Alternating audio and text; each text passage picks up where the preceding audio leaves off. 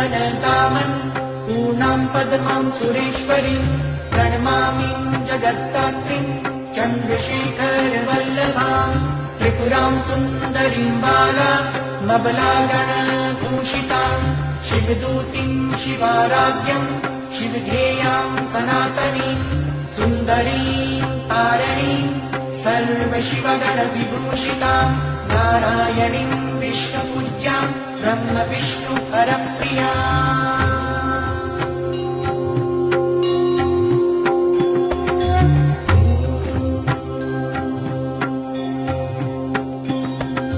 सर्वसिद्धिप्रदां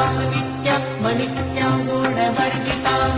सगुणां निर्गुणां ध्येयां मर्चितां सर्वसिद्धिदां विद्यासिद्धिप्रदां विद्यां महाविद्यां महेश्वरीं